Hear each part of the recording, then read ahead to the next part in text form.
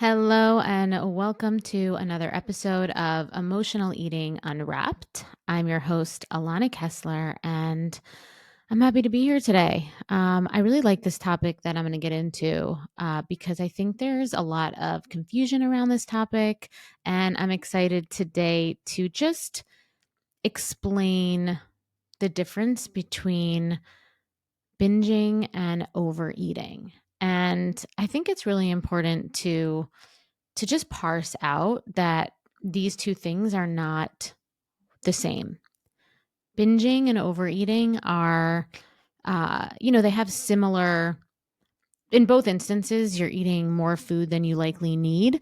But with binging, it's a bit of a different undertone as well as overeating. So I'm going to go into the origins of a binge cycle. What is a binge?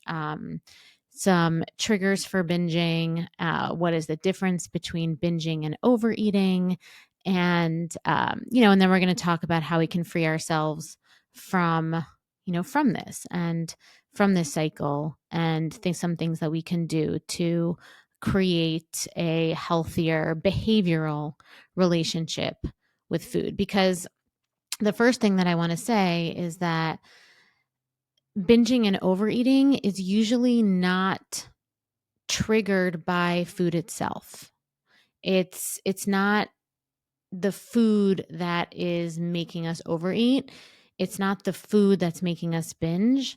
It is our emotional emotional charge around eating, and what food provides for us, what eating provides for us, and it's the quality of our mindfulness that is the cause of overeating and binging a lot of the time, right? Or one of the causes. So, what is binging, and what is the difference between binging and overeating? So, the first thing I want to say about binging, obviously, binging is when you eat a lot of food to a point of stuffed, right? To a point of being stuffed. And when you're binging, you're not necessarily attuned to your hunger cues. You're not necessarily, always in your right mind as far as making decisions and choices around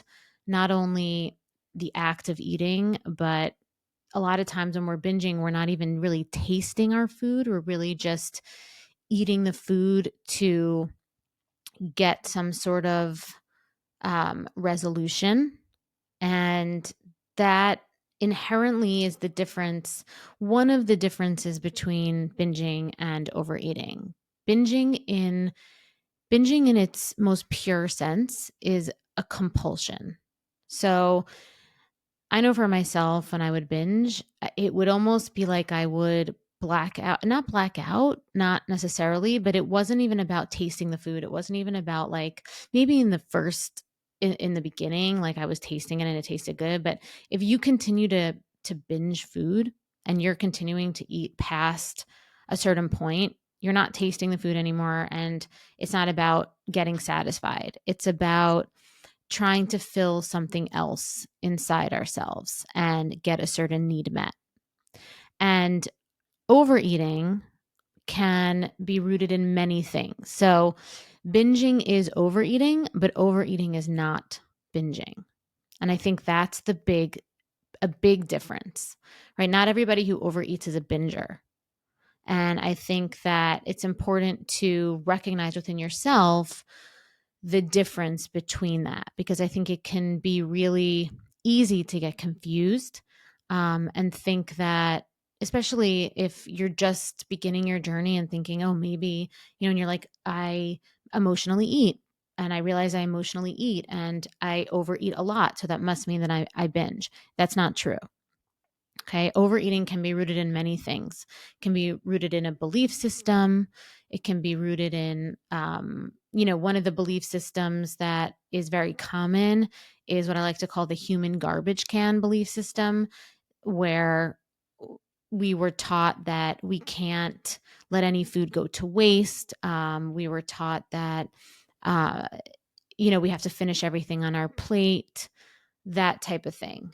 There's some sort of guilt around or FOMO around not finishing something. There's a scarcity mindset where we overeat because maybe we're worried that there's not going to be anything left for us if we want more of it. There's just a lot of underlying belief systems that might not necessarily be our own.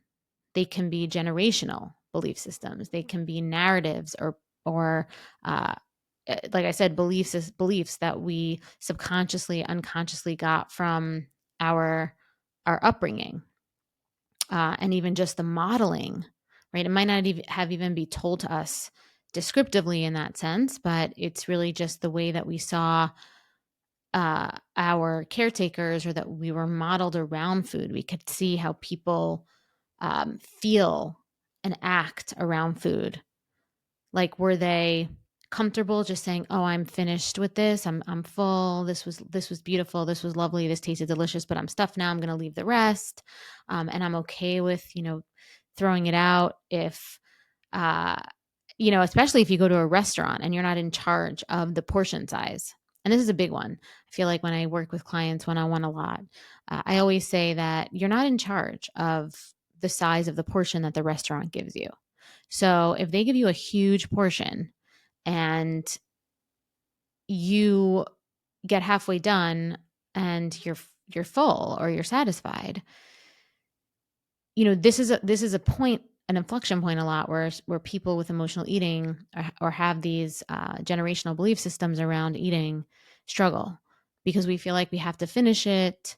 um, there's a certain feeling of that gets triggered of um, that I'll be missing out if I don't finish it. There's a lot of these underlying things. And so that's a major cause and trigger of overeating, are these belief systems. And another cause of overeating can be mindless eating. A lot of times we overeat and it's mindless because we aren't connected to our needs in the moment. Okay, we mindlessly overeat because there are certain deeper needs. Now, I'm not going to go into all of these deeper needs. It's one of the things that I focus heavily on in my programs, especially Decoding Permanent Weight Loss, even in both my programs, the Emotional Eating Solution as well, where we focus heavily on what are our needs. Because when we can name them, when we can name our present experience, we almost break the spell of that mindlessness.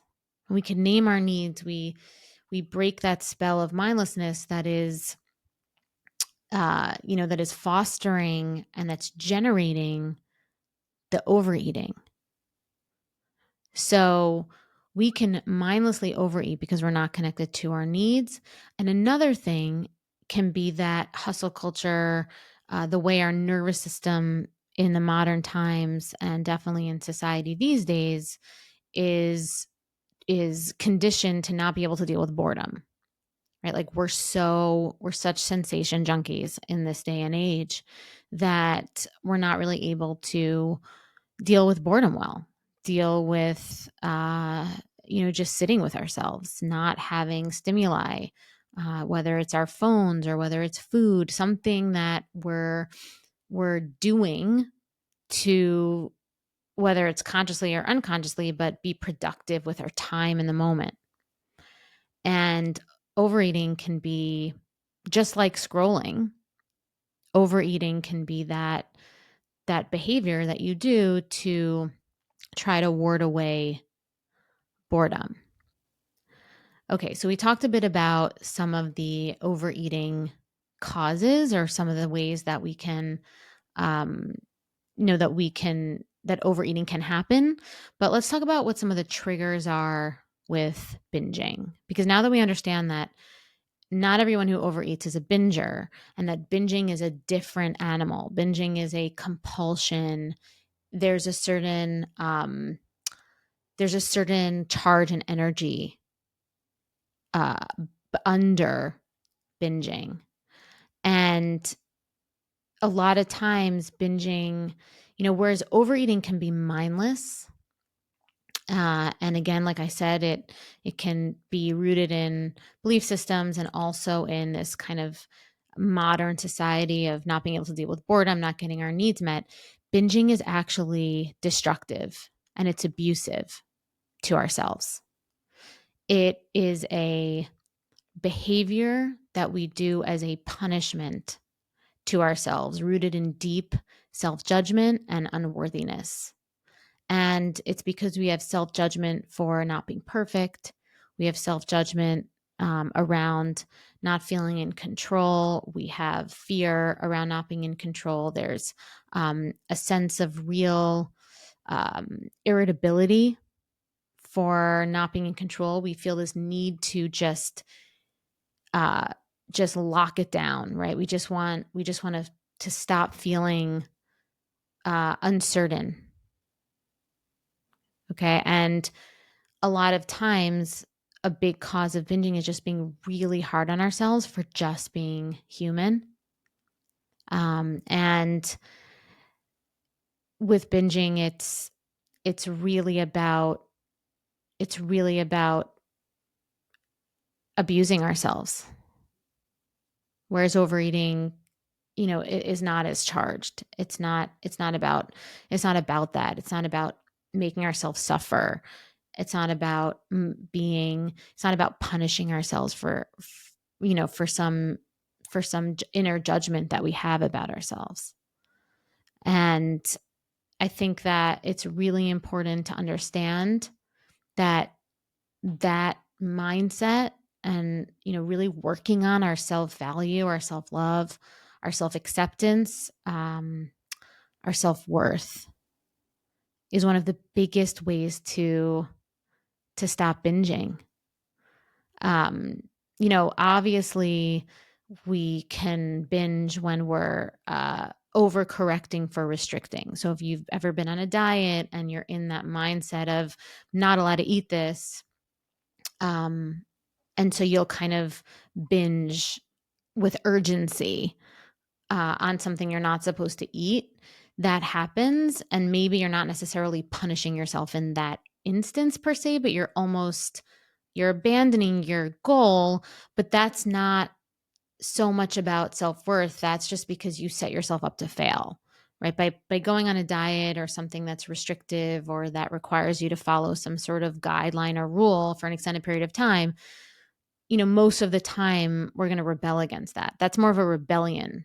That's not necessarily a punishment or a self-flagellation or abusive to yourself. It's more of a rebellion. And so there's a very big difference between, am I binging to rebel or am I binging to punish? And so that's something else that, is important to uncover, to understand about yourself. Um, because at the core of it all, when we binge, it's because we're crying out. We're crying out in pain. We feel so disempowered, so out of control. There's so much that we want to feel and experience, and don't feel worthy for. And it's this unworthiness that we're not good enough to truly have the life that we want. So we use food to numb, right? We use food to get that good feeling at first. And then very quickly, and I could tell you that from experience, it switches into numbing, which disconnects us more from our true needs, our true wants, our true desires, the ability to embrace that mindset of worthiness. It takes us farther and farther away from that. And then what happens, obviously, or usually what happens when we do binge and we overeat for extended periods of time, we gain weight. And then it just all becomes very overwhelming, and the weight becomes a shield, right? The weight then becomes an actual physical shield from the pain, from the fear, from the lack of belief that we're worthy. And so, you know, it is really important to understand the difference between binging and overeating, But I think where they converge is that when you overeat for extended periods of time and when you binge for extended periods of time, this is where the weight gain comes. But I think it's also really important. And for those of you who have been, listening for a while, or, know that I don't believe that weight loss will give you the self-worth and the connection to yourself, to your intuition, to feeling empowered that you're looking for, unless you do that other inner work, right? You do that other inner work of understanding your needs. What are some of the mindset blocks and belief systems that you have to heal? How can we grieve that? How can we feel safe and confident in creating new belief systems and letting go of old belief systems? How can we stay in that space between when we're healing those old belief systems, but the new belief systems haven't been congealed in us yet? How can we stay strong? How can we keep up, the energy to keep going and to keep healing and to not fall back into old ways? These are all things that are really important to do. And weight loss isn't going to get you those skills, right? Weight loss is really great for confidence, for sure, but it's not going to get you those skills. And so one of the key steps in freeing yourself from emotional eating is to forgive yourself, right? And is to create this compassionate, and sometimes in the beginning for me, I had to almost, I think I actually did do this where I I had a list of compassionate qualities that was a me, right? It was like a higher self me, that this version of me would represent these compassionate qualities. And therefore, when I found myself in that really tight, that really small, tight, constricted place, numb place, of when I would feel like that place of wanting to binge, or just really just not feeling connected to my worth, I would call in that version of me. Right? I'd call in that version of me with the qualities. I would look at the paper, and I would expand my mindset to to feel those qualities. And a lot of times, if you can't muster up that version of yourself to be that warm, loving presence for yourself, you could think about a person or a pet or somebody in your life that embodies and represents those compassionate and forgiving qualities.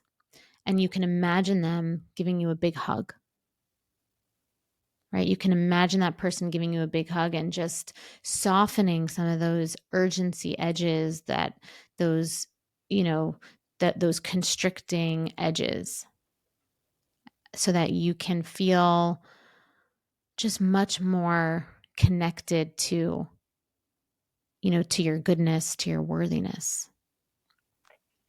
And I think that's a really good way to start to just decompress some of the urgency that comes with binging, and also to bring some clarity and wake up from the numbing that can happen and from the mindlessness that could happen, that is a cause for the binging or for the overeating.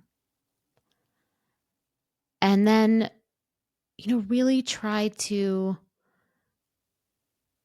get yourself to the place where you can release yourself from the need to punish, not having to be so hard on yourself. And that will come with wanting to do that.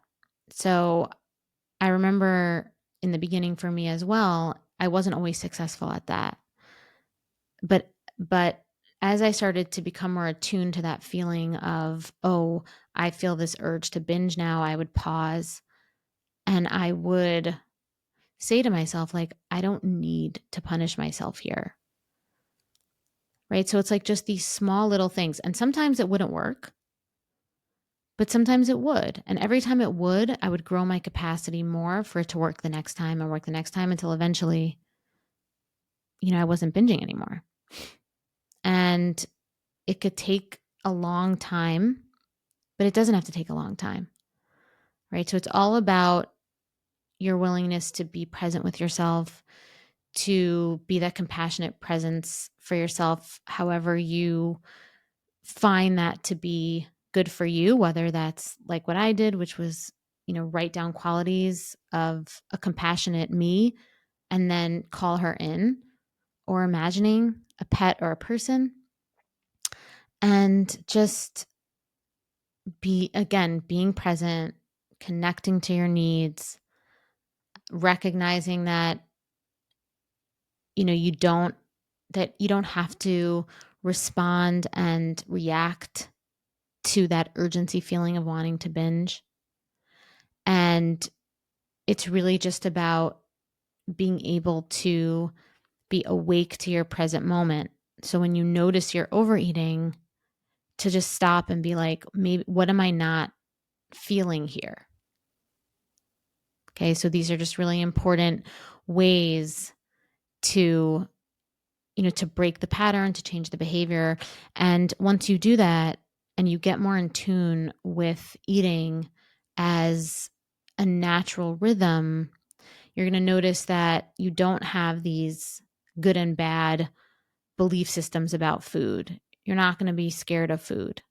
And honestly, the weight that you are carrying, if you are carrying extra weight that you're not happy with, will really just start to come off naturally.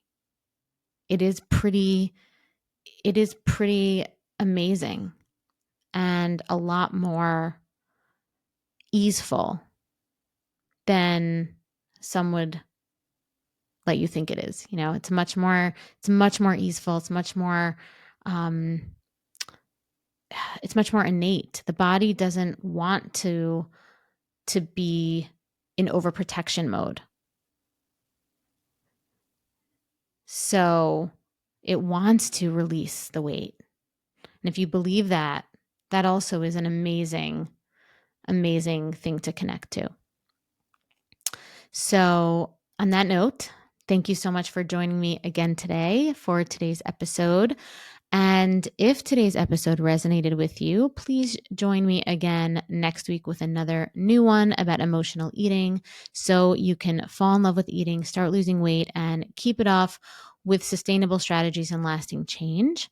If you found this episode insightful and you are watching on YouTube today, please subscribe, leave a review on Apple, and share it with those who may benefit from this empowering knowledge. I have lots of free resources on my website to support you on your journey to loving food and losing weight. Just go to www.bewellbyak.com. And until next time, I'm Alana, and thank you for listening to Emotional Eating Unwrapped.